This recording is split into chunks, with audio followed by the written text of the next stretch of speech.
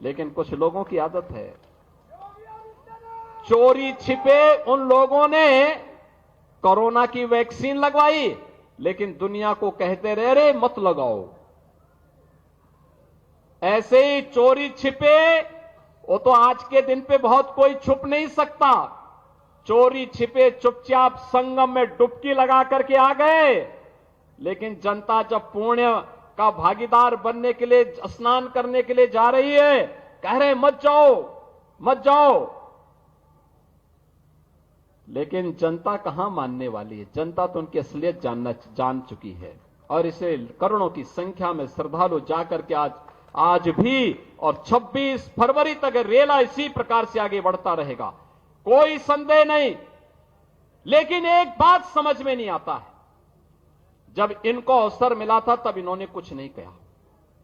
याद करिए बागपत के नौजवानों, पुलिस की भर्ती निकलती थी, बागपत का नौजवान पुलिस की भर्ती होने से वंचित हो जाता था। लेकिन अब आपकी भर्ती हो रही है।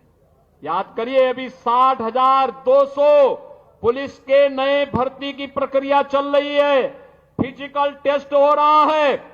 अगले 1.5 महीने के अंदर, 1.5 से 2 महीने के अंदर इनकी ट्रेनिंग का कार्यक्रम आगे बढ़ेगा, और इस साल के अंत तक यूपी पुलिस को 60,200 नए पुलिस कार्मिक मिलेंगे, बिना भेदभाव के। बागपत का नौजवान भी होगा, मुजफ्फरनगर का भी होगा, बुलंदशहर का भी होगा, गाजियाबाद का भी, हापुड़ का भी, बिजनौर का भी, शामली का भी, सहारनपुर का भी, हर एक जनपद का नौजवान होगा।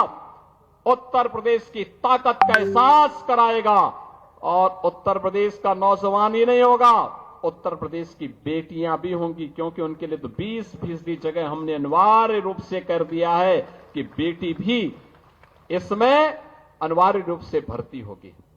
बहनों और भाइयों, इन नौजवानों के बल पर ही हम उत्तर प्रदेश की कानून व्यवस्था को देश की सबसे बेहतरीन कानून व्यवस्था बना रहे हैं। बेटी भी सुरक्षित है, व्यापारी भी सुरक्षित है, हर व्यक्ति अपने आप को सुरक्षित महसूस करता है। यहां निवेश आ रहा है, नए नए निवेश के माध्यम से हम कार्यक्रम आगे बढ़ा रहे हैं। और मैंने तो अभी जयंत जी को बताया है, मैंने कहा हम लोग दिल्ली बागपत देहरादून एक्सप्रेसवे में बागपत के पास एक इंडस्ट्रियल कॉरिडोर का निर्माण का कार्यक्रम कराना चाहते हैं। यहां इंडस्ट्री लगे, इस कार्यक्रम को हम आगे बढ़ाना चाहते हैं। बस उसमें आप लोगों का आशीर्वाद और सहयोग प्राप्त होगा तो हमारे स्तर पर कहीं कोई संदेह नहीं, उस कार्यक्रम के लिए हम लोग पैसे की व्यवस्था भी कर चुके हैं।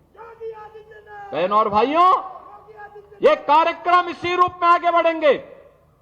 बागपत में मेडिकल कॉलेज के निर्माण की कार्रवाई को तेजी के साथ आगे बढ़ाने का आदेश दिया जा चुका है। मेडिकल कॉलेज बागपत में भी होगा। यहां पे इंटर कॉलेजेस की मांग, सड़कों के निर्माण की मांग, या अन्य जो भी अन्य कार्यक्रमों को आगे बढ़ाने की मांग यहां के हमारे जनप्रतिनिधियों के माध्यम से हमारे पास आती है। हम लोग उसमें कहते हैं कोई किसी प्रकार का कोई रोक टोक नहीं होना है। और बहनों और भाइयों, आज उन्हीं कार्यक्रमों को लेकर के हम लोग यहां पर आए हैं, जिसमें लोक निर्माण विभाग की भी सड़कें हैं, जिसमें 138 परियोजनाएं हैं। राजकीय इंटर कॉलेज सिंगावली अहिर का भी आज यहां पे लोकार्पण हुआ है।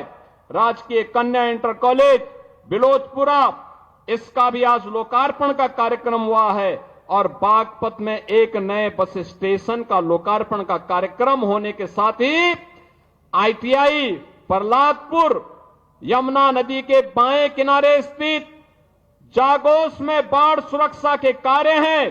खेलो इंडिया कार्यक्रम के अंतर्गत ग्राम मितली में मल्टीपर्पज हॉल का निर्माण है, और पुलिस लाइन बागपत में महिला बैरक के निर्माण के साथ ही थाना बिनौली में भी, थाना रमाला में भी हॉस्टल और बैरक के निर्माण की कार्रवाई होने की कार्रवाई यहां पर आगे बढ़ाई गई है।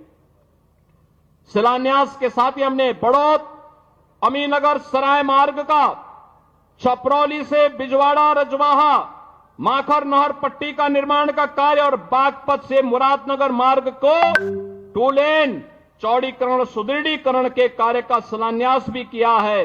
तो हिंडन नदी पर नए सेतु के पहुंच मार्ग और सुरक्षात्मक कार्य के लिए भी आज शिलान्यास का कार्यक्रम हुआ है।